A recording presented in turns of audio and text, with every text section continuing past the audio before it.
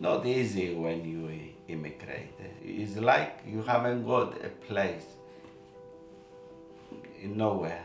Everyone essentially has that feeling and wanting to belong. Where do you come from? Go back to your own country. They came for a better life, for a better future. From walking the streets of Britain, it's clear to see how diverse and multicultural British society has become. Immigration surrounds us and has been at the forefront of negative associations for decades. What makes someone British? We are exploring the immigration journeys of 3 families from across the world: Cyprus, Jamaica, and India, to learn more about the people behind the stories. We discuss how and why their families came to Britain and how the new generations keep their culture alive today. My life in Cyprus before the Turkish invasion, it was very, very happy. I had no problems, no stress. I had my friends, my school. I was a happy go girl. My life before the Turkish invasion, it was very nice. Surrounded by both my grandmothers living next to us, my aunties, my uncles, all living almost in 500 meters. And then the Turkish invasion happened, which changed everything forever. Turkish forces invaded Cyprus in July 1974. Due to political and legal issues over the governing of Cyprus, many people lost their lives. By August, 40% of the island was occupied by the Turkish army. During the invasion, I was 17 years old, and it was a life-changing, shocking experience. My future changed because we didn't get to finish our college, because we all had plans to study. I was 19 years old, and they called us to go in the army. We went. It was really bad. To shoot people and people shooting you is the worst thing that can happen. During the war, many people lost their homes and began living in the fields. Ethihia and her family became refugees. They stayed with their relative but had no communication with Savas as he was in the army. After a month, Ethihia and her sister were sent to England. They travelled by ship to Athens, then by plane to England, staying with their Auntie Christina and Uncle Savas in Northampton. Christina and Savas Christofi immigrated to London in 1956. They were from the same village in Cyprus, but came to England separately, where they met due to a friendship between their sisters. Savas was a waiter, and Christina a seamstress, and by 1957 they were married. After my nieces come, my brother come, no clothes, no nothing. No the children clothes. My brother coming.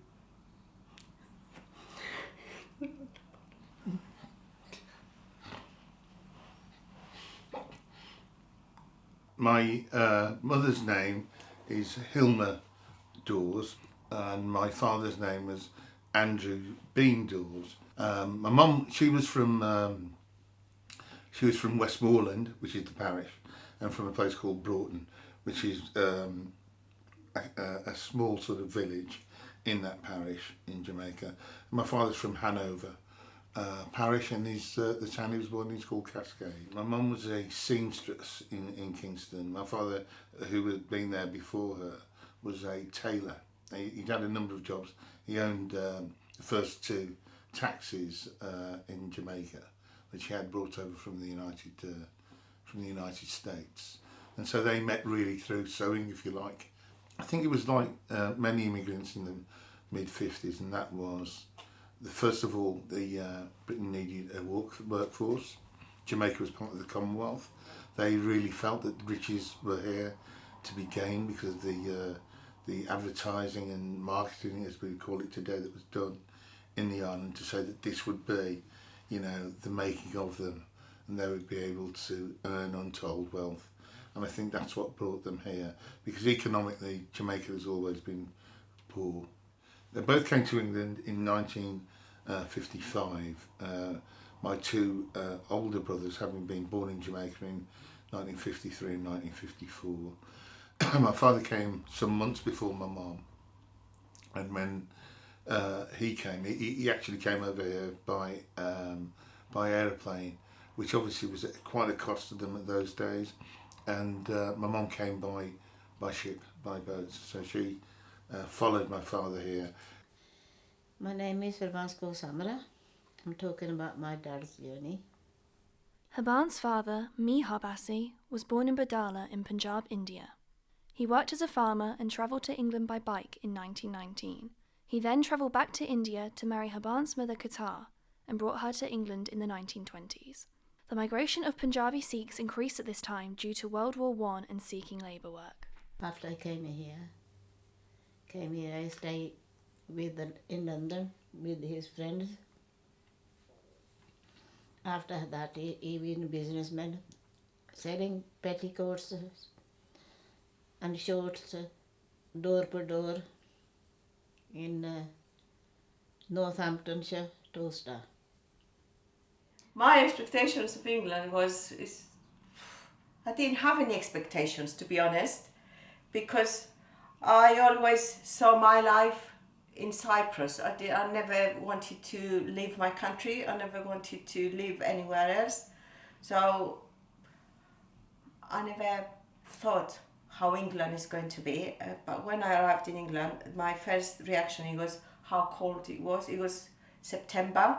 Weather was snowing. Snowing was used to like a very high, and the toilets was outside.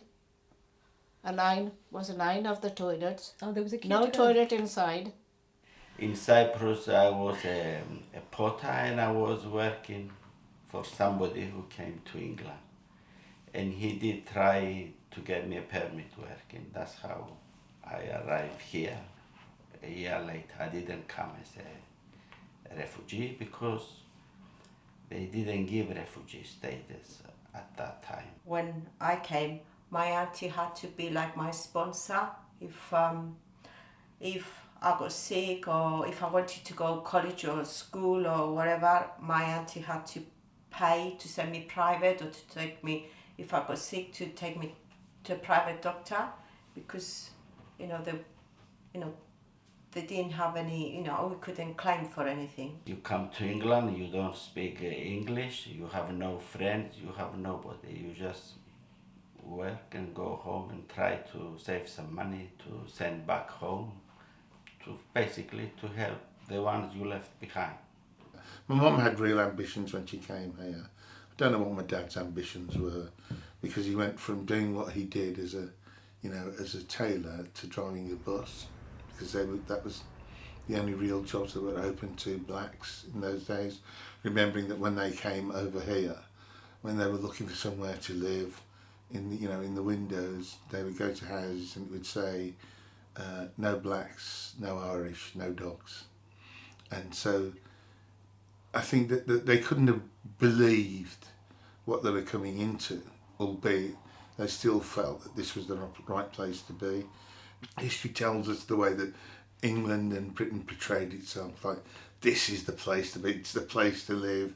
There was a certain vibe to it all that everybody in the Commonwealth really believed in. And so when you're told that your wages will increase phenomenally and the like, you start to believe that. Did they like England? Did they think England was what they thought it was going to be? Yeah, they like it. They liked it better than India? Yeah, they were very nice people. Then they weren't racist or anything like that? No. They became family, really, didn't they? Yeah, there was. Mihar moved his family to India due to the war happening in Britain. His youngest son passed away, and the trauma led him to miss home. He also feared his daughters would marry into white families and lose their religion if they remained in England. But when he went back to India, people come to see us, and somebody get jealous with him and that give him some poison in the drink. And after that, my dad get very ill, and after that he died. Habans then married Jalman Samra. They had 3 children in India and moved back to England in 1964. People came from India after the World War II because obviously they needed to get the country up and running again and things like that. So they allowed immigrants, people from India, Jamaica, wherever else, to come in and do all the hard work. So Indians tend to work in the factories. So what would happen back in the day, the reason why my dad had to obviously not have a turban is because if you're going to work in a foundry and work behind metal, steel, there's fire. And if you had a turban on, fire would spark. So if fire would spark, then it would hit the turban and its material which would cause fire. But that was those were the only jobs going for the Indian men. It was hard work, but it was the only job that was going that paid average money. At the beginning, because we didn't mix with any English people, we stayed with my auntie, and the only people we mixed with, it was the family. My uncle sent me to college once a week to learn English, and that's when I start, mixing with other nationalities. It was okay at the beginning, and then it was when you went to work, you start working, that you felt a bit racism against you, because where my first job, I was doing very well, and my bosses were promoting me from the lowest level to the next, and you could hear them British people saying, "Oh, why they giving you the best job and not us?" That's the only racism really I experienced. No, not much. So they lived in the Black Country. The Black Country was poor. And so when we moved into the first house, we lived in there with other families. So you would rent a room or a number of rooms. The local people in that area got together a petition saying they didn't want any blacks on this estate, but they felt they were well within their right to be overtly racist and not want us there. And everybody on this estate signed this petition because we were going to be the first black family on there. It was covered by the news of the day, newspapers, televisions and the like, where they basically didn't want us as blacks moving in. And it is at the time, remember, when there was a by-election, and the strapline for the Conservative Party at the time was, if you want a nigger for a neighbour, vote Labour. And that was in all the papers, it was up on hoardings, it was everywhere. And of course we were moving into this estate around that time. But my parents weren't confrontational, they got on with it and got on with the people there, and very soon we were just part of that estate. So I know from my father-in-law's experience, when he used to go to the pub, they had to go into a separate room. They weren't allowed to go into a pub where there was white men, so they had to go into a separate entrance. And the reason why is because they wanted to keep the brown black separate from the white. And they used to get upset about it, but he said it was one of those things and there was nothing they could do about it. We lived at the top end of the town and our house was at the other end of town. So we used to have to walk as fast as we could at the end of school to get by Etheridge, and then literally run past Etheridge on the way home. My older brothers used to grab myself and Doug under our shoulders and run with us, almost skipping all the way. But one day we got caught, and some bullies from Etheridge broke both my brother's arms. They battered him. So we went through all of that, but that then makes you feel that you've got to do everything to protect yourself. You've got to fight. And it's a horrible thing to say. We made people fear us. But that's what you had to do to survive. So sometimes you had to almost, I suppose you had to use violence, and I don't like to say that because I think it's quite wrong, but I think it was a way of protecting yourself. We try not to provoke anybody. We kept ourselves to ourselves. If we were talking Greek, we talk quietly. We don't. So it wasn't too bad. As a child, I had been called Paki, Paki, Paki, Paki, Paki, and I would sometimes ignore it. Sometimes I'd get people saying, "Go back to your own country." And the answer to that used to be, "I am in my country, what are you talking about?" So I used to get loads of that sort of abuse thrown. Kirk spent 30 years policing and 15 years as a mediator negotiator for the public authorities. In 2004, he was awarded the Queen's Police Medal for his service. My passage into the police service wasn't hard. I got through training school. The race stuff came up there. I was bashed over the helmet with a pay stick by the drill sergeant. They referred to me as the egg, the coon, wog.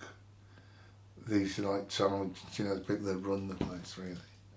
There were a number of articles that I did for various newspapers. When they approached me to say whether or not I would speak up about it, I decided to do it. I mean, in the police service, I ended up as the chair of the Black and Asian Police Association, which was to take on the role of a staff association, a support group for black and minority ethnic officers. A lot of the times you would find that a lot of girls, once they came from school, they would have to wear their traditional Indian clothes, like salwar kameez, and that was probably because the parents wanted them to still be cultural. Girls especially would learn how to cook the traditional food, because it was something they wanted their daughters to learn, because they knew that eventually when they leave home and they get married, that they must learn how to cook. And the funniest thing is, because the way my mum was British, people used to say to her, like aunties, she needs to learn how to cook. And my mum used to say, it doesn't matter, when it's her time to learn, she'll learn. But I never learned. I got married. My in-laws were shocked because I couldn't cook. My upbringing was different to my friends. On the good side, my parents had this culture where everyone was welcome to our home. We had always had lots of people around us, always gatherings, parties. So we had a happy childhood in that sense. On the negative side, my parents were quite strict. We weren't allowed boyfriends. We weren't really allowed to go out wherever we wanted to go. They were quite strict in that sense. So that was quite difficult. How different do you think the experiences have been from your upbringing compared to like how you've seen me and like Cameron and Ruben grow up? I think the upbringing, we allow you to be a bit more independent.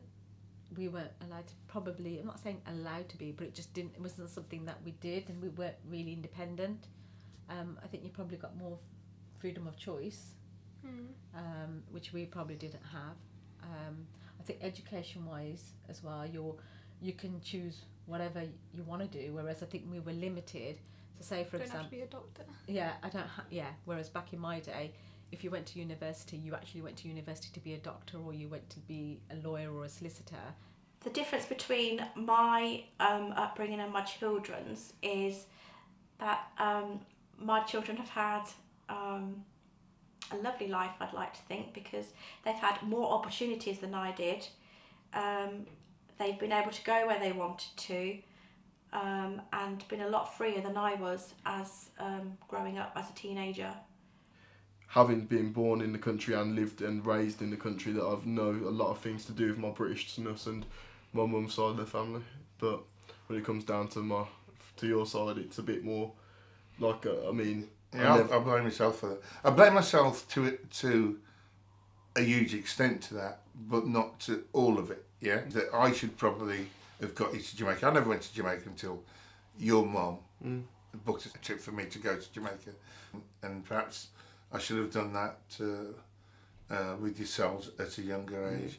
I also think that the education system in England didn't lend towards kids or immigrants, or the influence that the UK had in terms of the West Indies and the like is ever taught in schools, and not really. I'm self-taught about Jamaica. And I feel like not knowing that side also led to me having a bit of an identity crisis in terms of myself. Yeah. Like, am I truly mixed race? I mean, when I was always around white people, they say you're so black. Around black people, they'd say I'm so white. I'd like to learn more about my heritage. It's like so my parents are Greek and English. So my mum's side, the English side, we can trace it right back, and it's really cool. And you know, that I went to Scotland a couple of weeks ago and found one of our surnames is come in a church that we went to, and you know, the point is that everyone can be traced back to this surname. So I was probably related to this man 500 years ago. But with the Greek side, I've got no idea. It's really crazy because you would think maybe as the generation's gone down, people, especially as when all my friends, they can't really speak Punjabi as much and they can understand it, but yeah, they still listen to Punjabi music, And which I think is really interesting. Yeah. I think it's something that people also like listen to more as they get older. I feel like when we were younger, it was more, everyone was kind of, well, I guess from my experience, it was more like you were kind of play down your Asian side, especially with my primary school being mostly like white. Until I got to sixth form is when I guess I more embraced my Asian culture.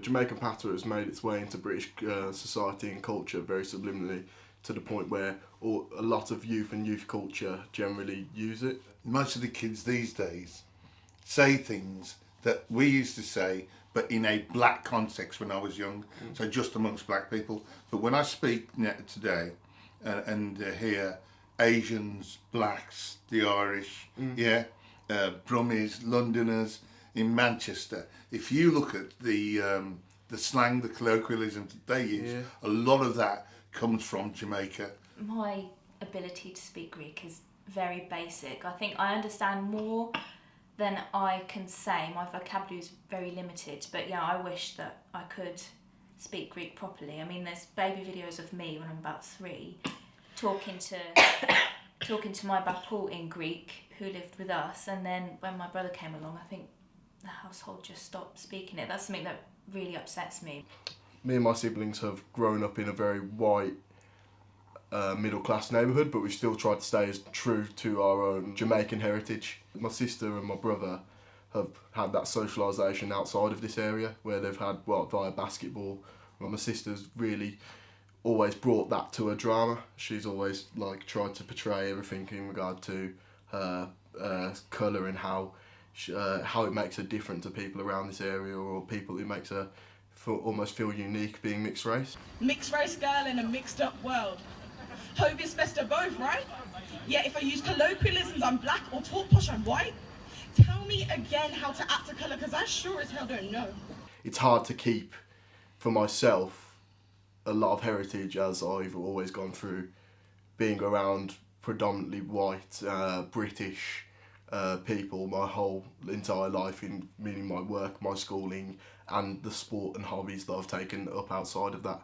When I brought home Martin, it wasn't received very well, not because they had anything against the English or English culture, because the culture is basically very similar. It's just, there's no big differences.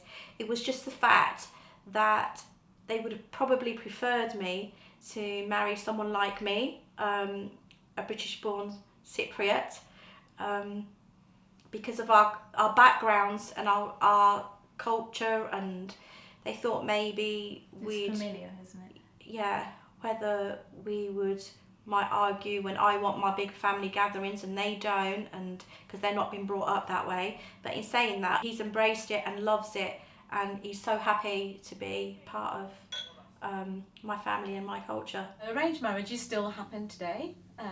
They're not a bad thing. Some people think it's a bad thing. It's not really a bad thing. It's changed from what it used to be. From back in the day, my mum probably didn't even see my dad, and my dad probably didn't see my mum. Whereas for me, I was introduced to my husband, and that was pretty much it. We saw each other's photos, we had a conversation, communicated here and there. Whereas now the generation has slightly changed, whereas obviously, they generally get married. Some get married to anyone who they want to get married to. Some families accept that.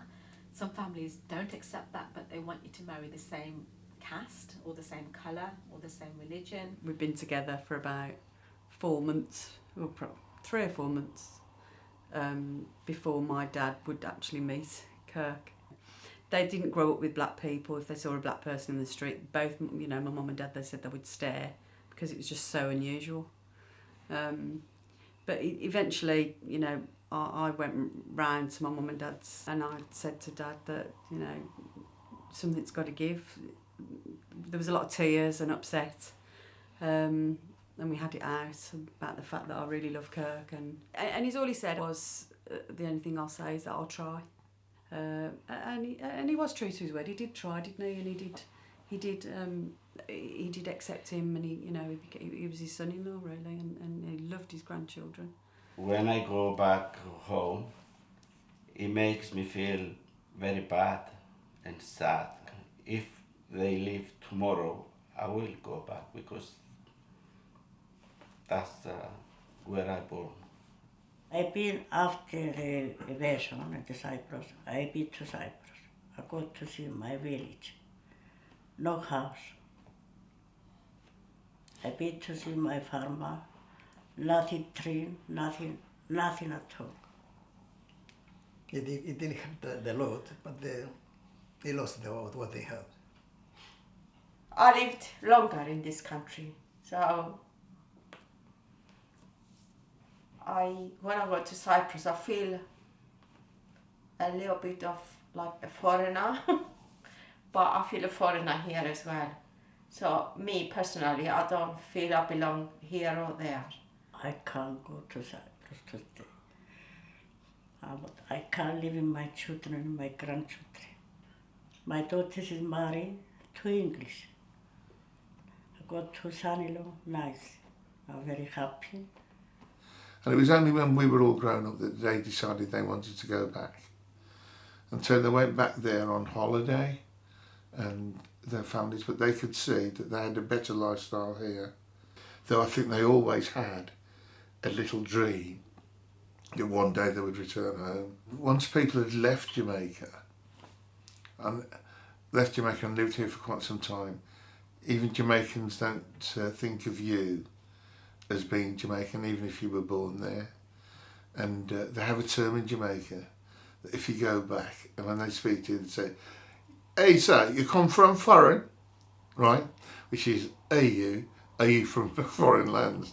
So they say you've come from foreign, meaning that you come from England or wherever, Canada, or wherever you as a Jamaican went to live. So they don't even treat you as though you are Jamaican. We try to keep our traditions, our culture by, the family gatherings. It's like when I came to Northampton, there was no Greek school.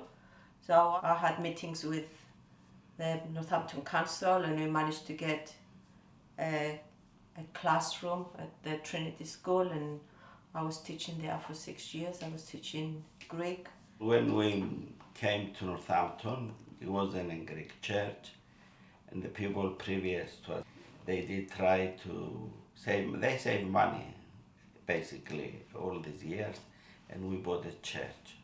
Now we have a church. We are not that many. We're about 50, 60 families.